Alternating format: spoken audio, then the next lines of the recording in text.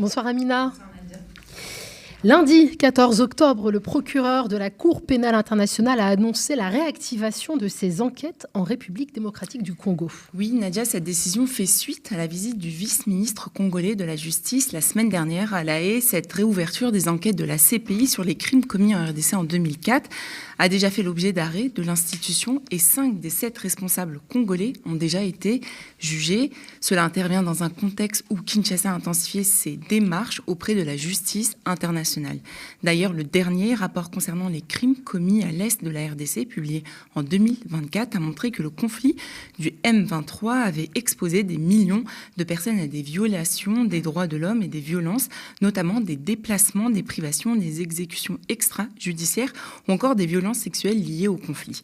En août dernier, face à la lenteur de la Cour pénale internationale, le ministre de la Justice congolais avait menacé à demi-mot de retirer son pays des États qui faisaient partie justement du statut de Rome. Et alors, qu'est-ce que le statut de Rome, Amina ? Alors, le statut de Rome, c'est le statut de Rome où il y a adhéré témoigne d'un engagement en faveur du droit international, de la paix et de la sécurité. Cela permet de renforcer la détermination de la diplomatie multilatérale. Le statut de Rome permet de définir les crimes internationaux sur lesquels la CPI a un pouvoir juridictionnel. Benjamin Fiorini, secrétaire général de Jurdi, une association de juristes pour le respect du droit international, nous explique son rôle.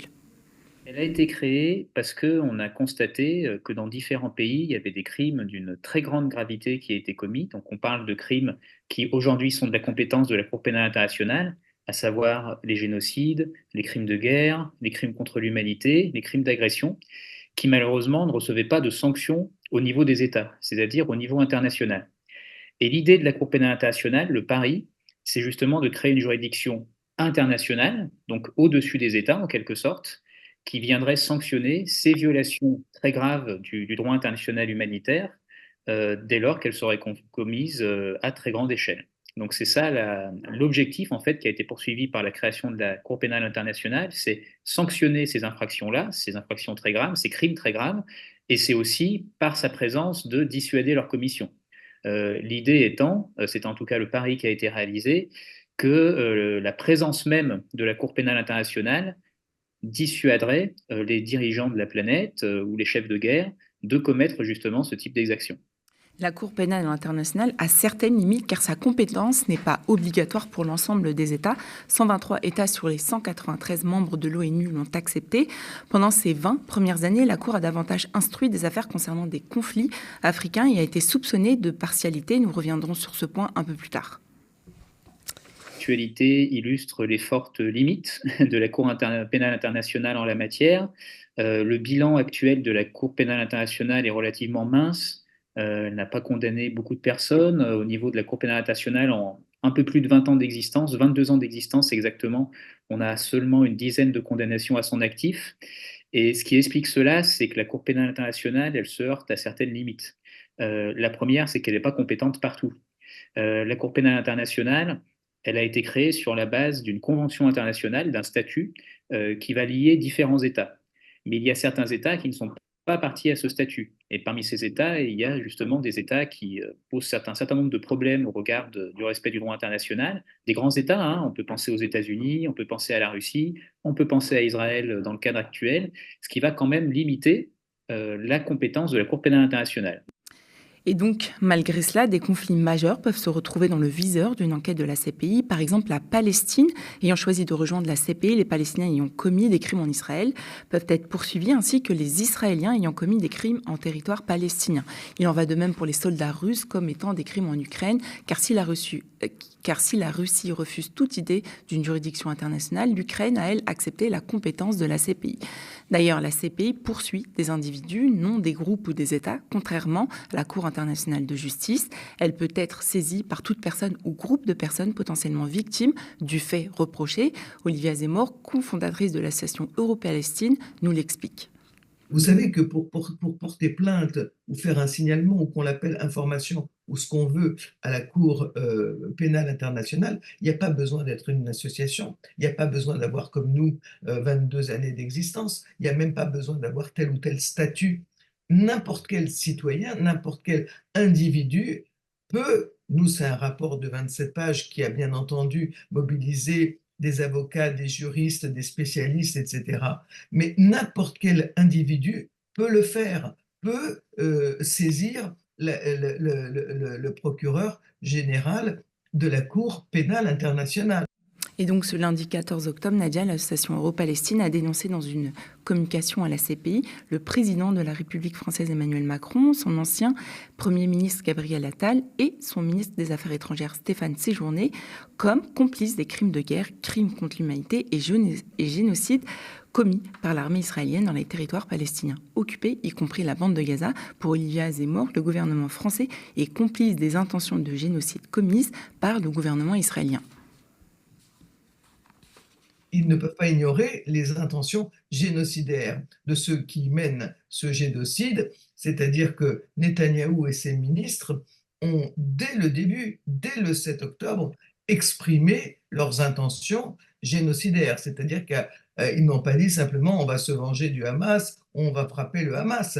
Il y a eu des tas de déclarations que nous relevons d'ailleurs dans le document qui est transmis à la CPI, et qui montre que dès le début, ils les avaient traités d'animaux, ils avaient dit que jamais Gaza ne reviendrait, ne retournerait à ce qu'elle a été, qu'ils allaient les frapper partout, et y compris les civils, parce qu'il n'y avait pas de civils à Gaza, vu qu'en vérité, ils étaient complices et qu'ils servaient de bouclier humain au Hamas.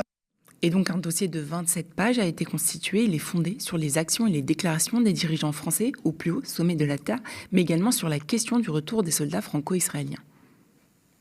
Il y a des choses qui vont vous étonner parce que il y a bien entendu des exemples concrets qui sont donnés, aussi bien pour le soutien militaire que pour le fait que la France elle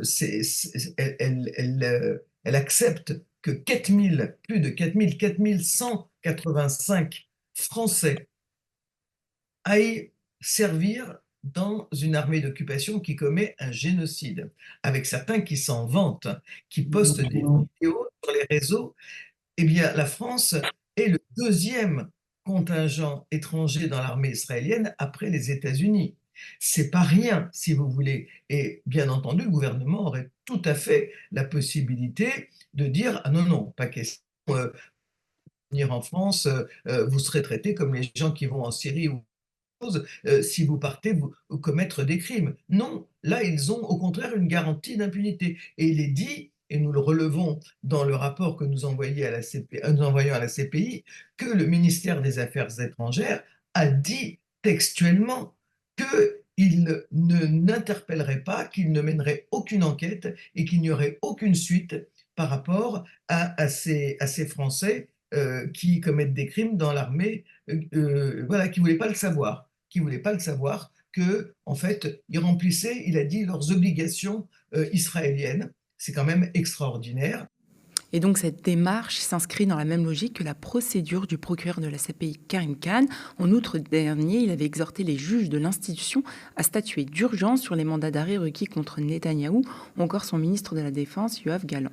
C'était la première fois d'ailleurs que des dirigeants soutenus par les démocraties occidentales se retrouvaient soumis à cette procédure de la CPI. C'est donc un signal fort et inédit qui peut marquer un tournant dans la justice internationale. Mais le temps semble quand même long, hein. Tu le disais, la demande de ces mandats a été quand même formulée en août dernier. Oui, Nadia, le temps d'application du droit international est différent de la réalité des populations qui subissent justement l'impunité de certains États. On s'en rend compte avec l'actualité donc, du génocide palestinien, comme nous l'explique Benjamin Fiorini. Le principal paramètre qui fait que la justice pénale internationale prend du temps, c'est déjà la nature des crimes commis, qui sont généralement des crimes de masse. Donc pour investiguer sur des crimes de masse, il faut aussi mettre en œuvre des investigations massives. Et comme je vous disais tout à l'heure, le problème, c'est que pour mettre en œuvre ces investigations, il faut généralement reposer sur la coopération des États. Il faut aussi que les États soient en mesure de le faire. Et là, la question qu'on peut se poser, c'est si on se place du côté palestinien, est-ce que du côté palestinien, on est en mesure de documenter tous les crimes qui sont commis? Et si on se place du côté israélien, est-ce que Israël a envie de donner ces éléments? Et là, vous voyez qu'il y a naturellement un frein qui se pose. Alors après, il y a quand même une documentation qui existe, si on reste sur le cadre du conflit israélo-palestinien, et cette documentation, a priori, devrait suffire. à ce que des mandats d'arrêt soient émis. Alors pourquoi là, ça prend particulièrement du temps? Et je dis que c'est vraiment singulier parce que, par exemple, quand il s'est agi d'émettre un mandat d'arrêt très récemment contre Vladimir Poutine, suite à la demande formulée en ce sens par Karim Khan, le procureur de la CPI, les juges de la CPI ont émis ce mandat d'arrêt très rapidement, en 3 semaines, qui est le délai plutôt habituel. Alors, si les délais sont plus longs, est-ce que c'est lié aux pressions exercées sur les membres de la CPI, voire même des menaces, hein? On peut se poser la question, Nadia, puisque dans le cas de la Palestine et d'Israël, des juges américains avaient menacé d'imposer des sanctions contre les membres de la CPI suite à leur volonté justement d'émettre un mandat d'arrêt contre Netanyahou et son ministre de la Défense. Il avait lui-même aussi reçu des menaces personnelles contre lui et sa famille s'ils arrivaient sur le territoire américain. Mais on peut aussi se demander s'il n'existe pas un deux poids, deux mesures en fonction de qui subit l'injustice, par exemple dans le cas des atrocités commises en RDC de 1996 à 2003. Elle a toujours tendance, dans la grande majorité des cas, à s'occuper, à prioriser en fait certaines violations du droit international par rapport à d'autres, à tel point qu'il y a beaucoup de fins experts qui critiquent cette Cour pénale internationale en raison du fait que ça serait l'incarnation d'une justice néocoloniale.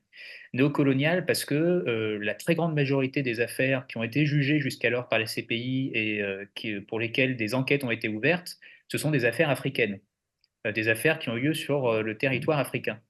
Alors même qu'il semble assez clair, au regard de la situation internationale depuis 22 ans, que les crimes de guerre, crimes contre l'humanité, n'ont pas été commis que par des dirigeants africains, n'ont pas été commandités que par des dirigeants africains.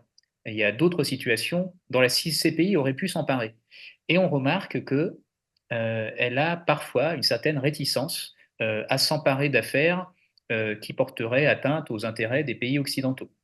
On peut donc se poser la question du racisme hérité de l'époque coloniale qui expliquerait donc l'inaction des pays occidentaux. En RDC ou en Palestine, l'Occident se montre bien passif.